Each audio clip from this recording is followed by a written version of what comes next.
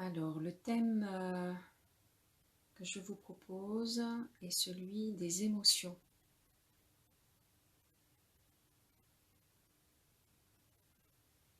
Déjà, qu'est-ce que c'est une émotion?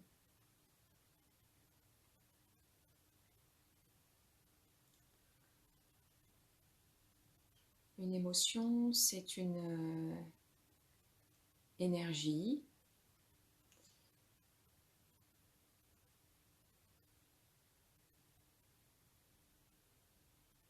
qui va circuler dans le corps, soit qui circule librement, et à ce moment-là, ce sera une émotion saine, harmonieuse, soit cela circule mal, une énergie bloquée, et cela donnera une émotion disharmonieuse, conflictuelle. Une émotion est liée à une pensée. On pourrait dire initialement que cela peut être la même chose, une pensée investie, une pensée énergétisée.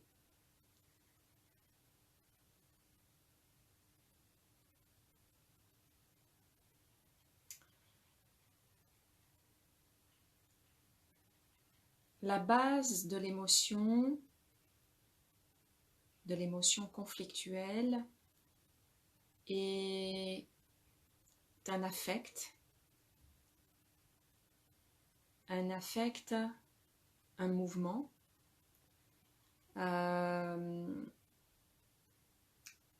qui peut avoir trois orientations: l'attraction, la répulsion, l'ignorance. Et c'est sur cette base de ces trois mouvements qu'ensuite, dans son investissement, dans son alimentation, il va y avoir toutes les couleurs de l'arc-en-ciel des émotions.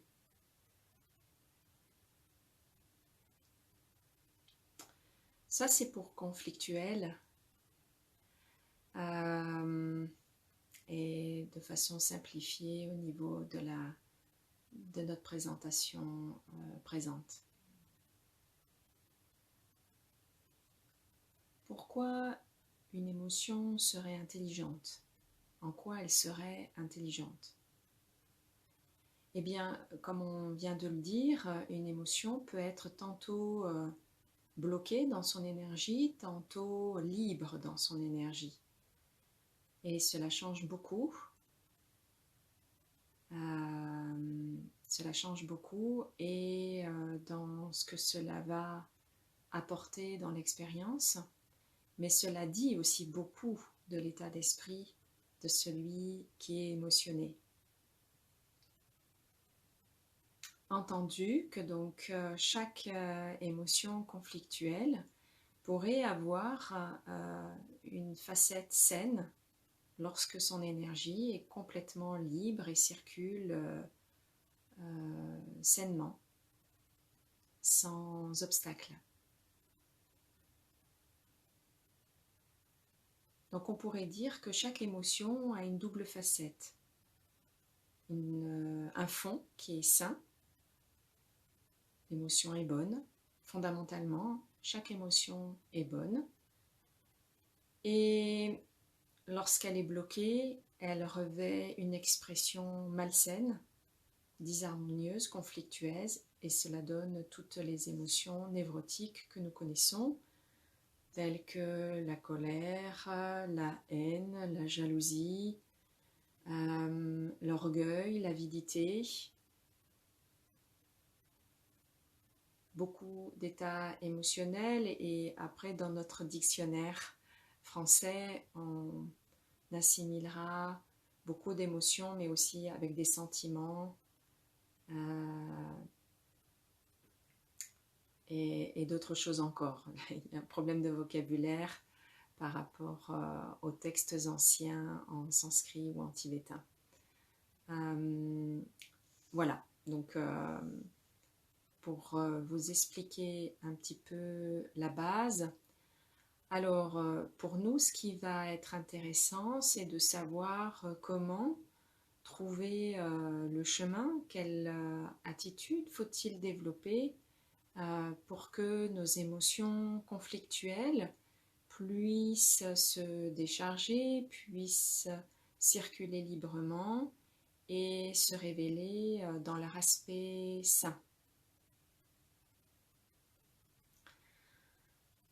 Si nous nous observons un peu, qu'est-ce qu'on va remarquer au quotidien dans nos émotions conflictuelles? Eh bien, on va remarquer que à chaque fois qu'il y a une émotion négative, désagréable, nous allons avoir le réflexe de remonter au niveau du mental, de nous éloigner, dit autrement, de la sensation physique de l'émotion, parce qu'elle est désagréable.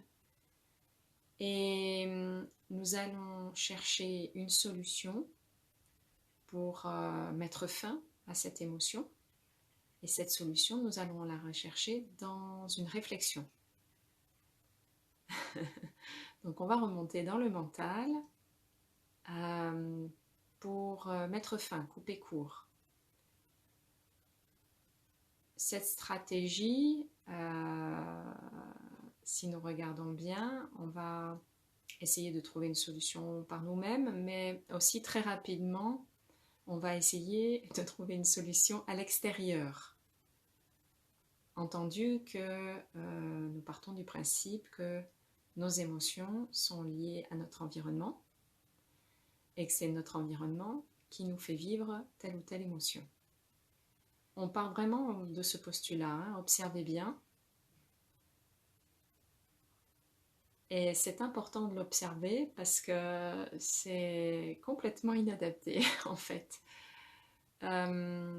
Voilà, qu'est-ce qui se passe quand on fait ça? Alors déjà, on part vraiment sur des postulats qui sont des croyances, qui sont des illusions. L'environnement ne vient pas toucher un bouton, appuyer sur un bouton pour nous faire vivre colère, jalousie, haine, etc. Non, ça c'est notre réaction à nous, c'est nous qui faisons ça, c'est pas l'environnement. C'est ce qui va nous permettre aussi de comprendre que quelqu'un d'autre à notre place aura une réaction émotionnelle différente de la nôtre.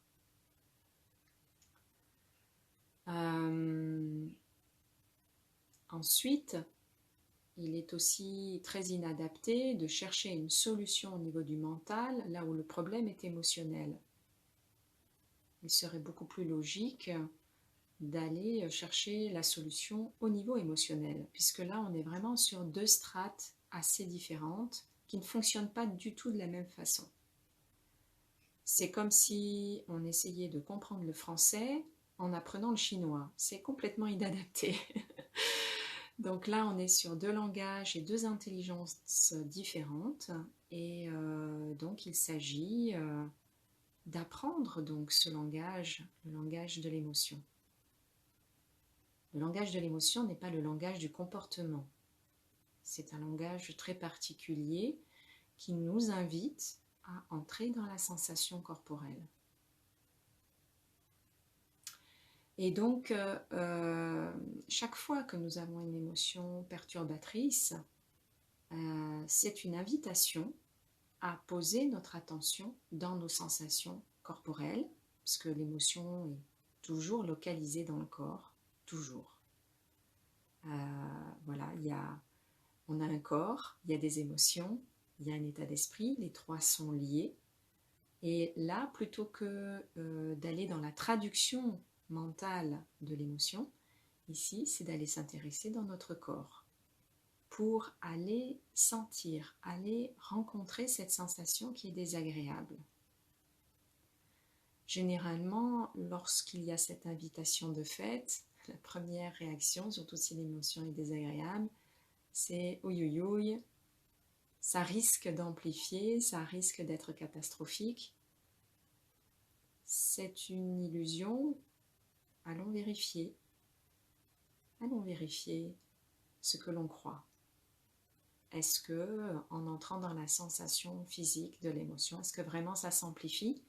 Et si oui, est-ce que vraiment c'est dangereux? Est-ce que ça apporte un déséquilibre, une perte de sens de faire cela?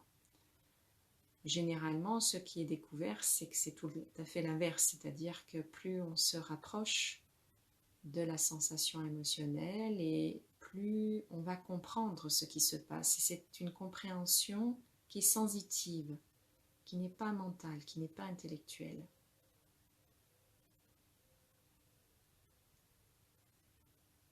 L'émotion va nous dire ce qui est harmonieux pour nous de ce qui est disharmonieux.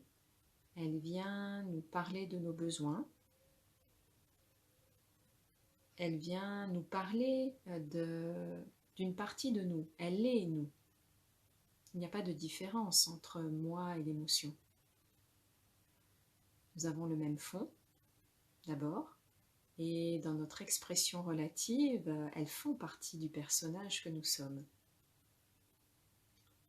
Donc, il s'agit non pas de les refouler, de les repousser, mais au contraire de les embrasser. Et chaque fois que l'émotion est disharmonieuse, elle vient dire une souffrance. Et lorsque nous avons dans notre entourage un petit enfant qui souffre, qui soit en colère, qu'il pleure, l'attitude adaptée serait de l'observer, de se rapprocher de lui, de montrer qu'on est là pour lui et de se mettre en empathie avec lui pour sentir l'attitude juste à adopter vis-à-vis de lui. Ici, avec l'émotion, c'est la même chose. Il y a un mouvement de tristesse, il y a un moment de colère, de jalousie, d'avidité. Entrez en empathie avec cela, sans rentrer dans le mental, juste en empathie, entrez dans la sensation avec cela, d'embrasser cela, de faire de la place à cela, de laisser la sensation se déployer. Et plus elle se déploie, moins on la refoule, moins on la refuse, et plus les blocages vont se dissoudre. Et c'est ainsi qu'au bout du bout, une émotion qui s'avérait être bloquée se libère. Et ce qui est vu, perçu et compris, c'est que cette énergie émotionnelle apparaît et disparaît et sans cesse, il y a toujours une émotion en fait. Et voilà, elles se suivent, elles se succèdent sans cesse, ça fait partie de l'expression de vie et qu'il n'y en a pas une seule à rejeter, elles sont toutes bonnes fondamentalement.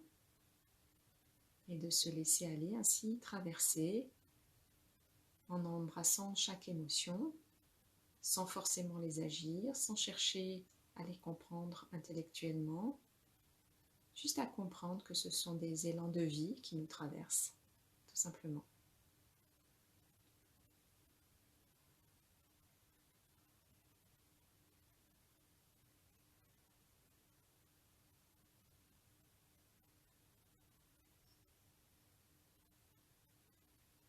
Dans les apprentissages pour accueillir, embrasser l'émotion, il y a de nombreuses méditations.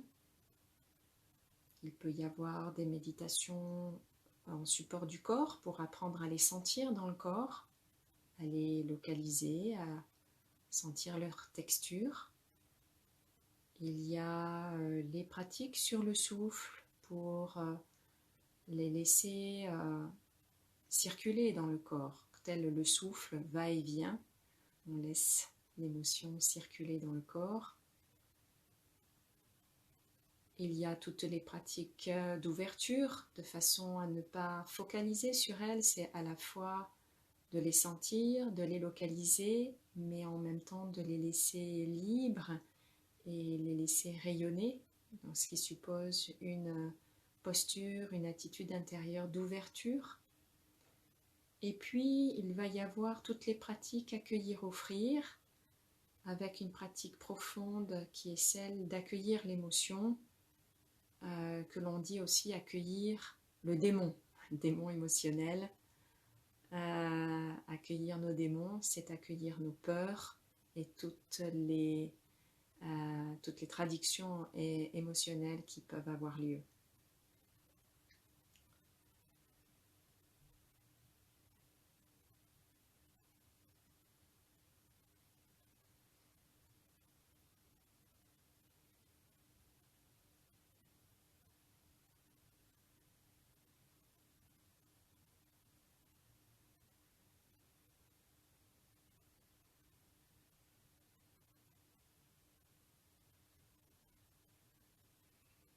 Enfin, pour terminer cette présentation, l'intelligence des émotions, j'emploie cette expression-là plutôt que l'intelligence émotionnelle, qui n'a pas tout à fait le même scintillement, parce que c'est une intelligence qui ne nous appartient pas en réalité. Voilà, l'intelligence émotionnelle, ça suppose que nous serions intelligents émotionnellement. Ici, moins on s'approprie une émotion, moins on s'approprie une intelligence et plus elle se révèle en réalité. Et l'intelligence des émotions, dans le fond, revient à découvrir les sagesses que nous portons en nous, les sagesses qui nous habitent plus exactement. Ce sont des sagesses fondamentales, des qualités de la pleine présence altruiste, des qualités de bonté fondamentales.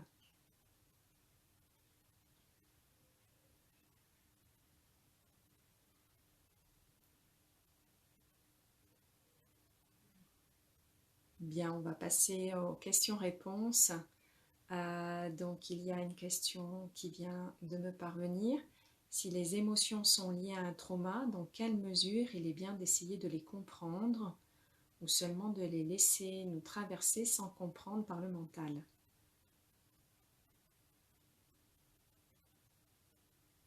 Alors déjà, il faudrait savoir qu'est-ce que c'est qu'un traumatisme. Parce que ça,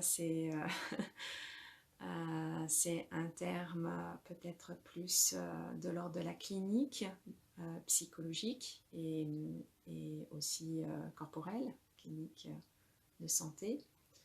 Un traumatisme, qu'est-ce que c'est?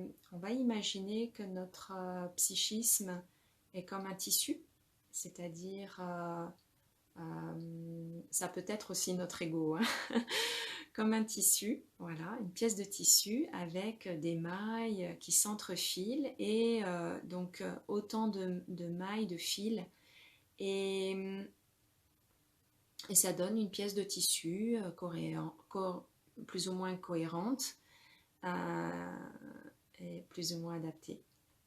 Un traumatisme, c'est comme s'il y avait un boulet de canon qui traversait le tissu. Ça fait un trou, une béance avec des mailles qui ont été cassées et les fils cassés aussi. Dans la clinique du traumatisme, qu'est-ce qui va essayer d'être fait? C'est pas tant de comprendre qu'il y a un boulet de canon qui a traversé le tissu. Ça peut être intéressant, mais c'est surtout de prendre en compte le tissu. Et là, de l'observer, prendre le temps d'observer le contour, en fait, qui a été abîmé et à quel endroit on peut rapiécer, tout simplement. C'est vraiment de la couture. Et donc, à un moment donné, on va essayer de rapiécer. Donc, on va rapprocher les bouts qui ont été effractés et on va recoudre. Alors, comment on fait ça? Il y a différents moyens.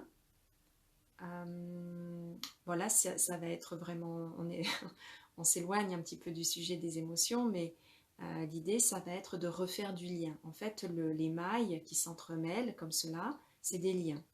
Et en fait, pourquoi un traumatisme, c'est comme un boulet de canon? C'est que d'un seul coup, il est arrivé un événement extrêmement chargé en émotions et trop rapide. C'est-à-dire que le tissu n'a pas pu envelopper le boulet et faire sens avec ça. Trop d'informations et ça a traversé et ça a cassé les liens d'association libre et les liens de cohérence. Donc, autrement dit, il y a une perte de sens et en plus, il y a une charge énergétique, et c'est là où on en vient aux émotions, très forte qui n'a pas pu être accueillie et digérée. Donc ici, on va d'abord rapiécer, et en même temps que l'on va rapiécer, c'est d'ailleurs le process de rapiécer, c'est qu'on va remettre du sens là où il n'y en avait pas, en faisant des liens, voilà, en associant divers éléments. Donc là, par exemple, dans un débriefing psychologique, on va, en tout cas moi c'est comme ça que je travaille, on va essayer de reprendre l'événement dans son ensemble, dans la situation plus large. Qu'est-ce qui s'est passé avant? Qu'est-ce qui s'est passé après? Et comme ça rapproche en fait des événements au niveau temporel. Il y a à nouveau une ligne qui peut se remettre en route. Voilà, là on est sur vraiment de la clinique occidentale, hein, pas du tout l'approche de psychologie contemplative. Par contre, là où la psychologie contemplative va être intéressante, c'est que en faisant ces liens, eh bien, en même temps qu'il va y avoir donc ces associations d'événements et ce début de sens, il va y avoir de la décharge émotionnelle. Et donc là, toutes les pratiques méditatives sont fortement pertinentes pour petit à petit bout par petit bout, essayer d'accueillir toute cette charge émotionnelle, la laisser décharger, rayonner, voilà, de façon à ce que ce soit plus bloqué. En fait, le boulet de canon, il doit être digéré. Donc là, il a juste fait une trouée, mais il n'a pas du tout été digéré par le petit personnage. Donc le petit personnage doit se rapiécer d'abord, ça c'est vraiment important, un minimum. Ça c'est vraiment dans le cadre souvent de l'accompagnement psychologique. Ce rapiéçage a besoin souvent d'un regard extérieur, c'est pas systématique, mais souvent. Et à ce moment-là, donc dans ce cadre de confiance, la charge émotionnelle peut à nouveau se manifester. Et là, on apprend donc à digérer ce qui n'a pas été, digérer aussi des informations qui peuvent remonter à la surface. C'est dire que il peut y avoir des traumatismes dont on ne comprend pas le sens et dont on ne comprendra jamais le sens. Il y a des traumatismes dont on ne se souvient pas à aucun moment et on ne se souviendra jamais parce que trop lointain. Le psychisme a aussi ses portes de sortie qui fait que le boulet c'est cassé, c'est fendu et donc il y a des bouts qui nous échapperont toujours.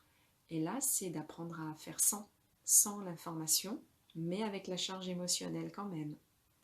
Et on peut tout à fait laisser la charge se décharger sans avoir l'information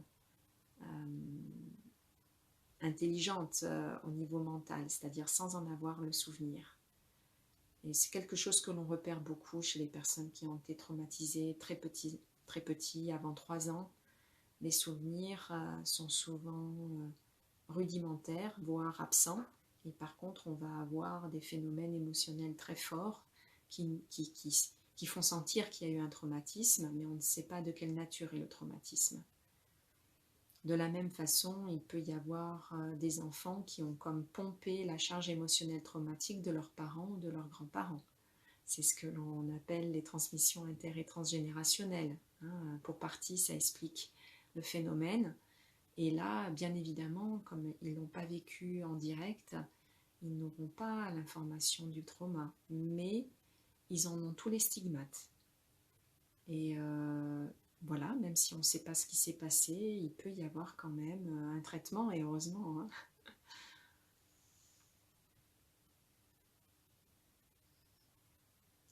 Alors, est-ce qu'il y a d'autres moyens que la méditation pour accueillir cette charge émotionnelle qui remonte à la surface?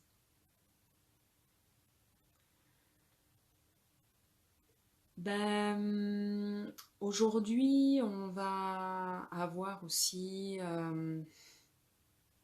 pour traiter les émotions, on va avoir les émotions conflictuelles, on va avoir pratiquement, j'allais dire, toutes les approches cliniques en psychologie. C'est un champ cher à la psychologie occidentale. À ceci près qu'il n'y a pas cette compréhension que fondamentalement l'émotion est bonne. Ça, c'est vraiment un point qui tranche avec, à ma connaissance, avec toutes les autres approches.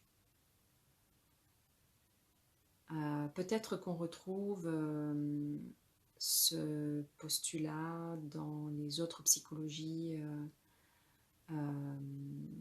transpersonnelles, dont fait partie la psychologie contemplative. Mais pour les autres, je ne suis pas sûre qu'il y ait cette compréhension-là de l'intelligence des émotions. Donc il va y avoir des techniques, effectivement, thérapeutiques. Toutes les techniques thérapeutiques psy vont aborder les émotions. Et voilà, avec plus ou moins d'opérativité. Et ça peut être tout à fait opératif, mais peut-être incomplet. C'est-à-dire qu'on restera sur une lecture de c'est une colère, c'est un énervement, je n'ai plus de colère, je n'ai plus d'énervement, point. Il n'y a pas cette compréhension derrière de la colère, c'est de la lucidité, l'énervement, c'est de l'énergie d'action. Voilà, ça ne va pas jusqu'au bout, on va dire, dans la démarche thérapeutique. C'est une thérapie relative, ça n'est pas une thérapie de fond à ce moment-là. Et la méditation est un moyen, mais il y a beaucoup de personnes qui pratiquent la méditation sans forcément avoir cette compréhension. Cette compréhension vient à travers la méditation, mais dans une compréhension profonde. La méditation est un outil, si je puis dire, pour beaucoup de personnes. Elle n'est pas forcément un état d'être.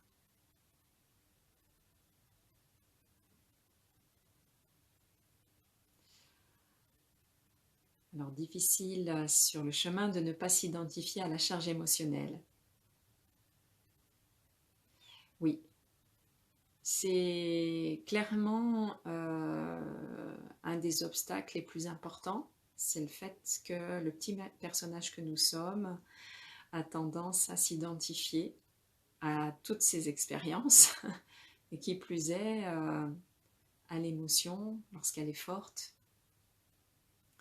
Et si elle est en plus répétée, il a l'impression que vraiment c'est lui, que ça lui appartient, qu'il est comme cela. L'exemple type, c'est quelqu'un qui vient en cabinet pour faire une thérapie, mais dont la limite c'est que de toute façon c'est quelqu'un qui est colérique et il ne changera pas. Ceci étant, si on fait cette démarche en thérapie pour traiter la colère, c'est bien qu'il y a bien l'idée qu'on pourrait faire sans ce trait de caractère, hein. Mais c'est vrai qu'à partir du moment où on s'est identifié comme cela sur un trait de caractère, c'est assez compliqué parce que ça s'enracine dans la personnalité, on y est très attaché du coup, hein. Il peut y avoir un sentiment de perte, de vide, si on commence à s'attaquer à la colère, et il peut y avoir quelques résistances sur le chemin. Et j'ai tendance à dire aussi à toutes ces personnes que plus il y a une charge émotionnelle typique, plus il y a aussi un potentiel d'intelligence très fort dans cette coloration-là. Ça permet de renverser un peu l'état d'esprit.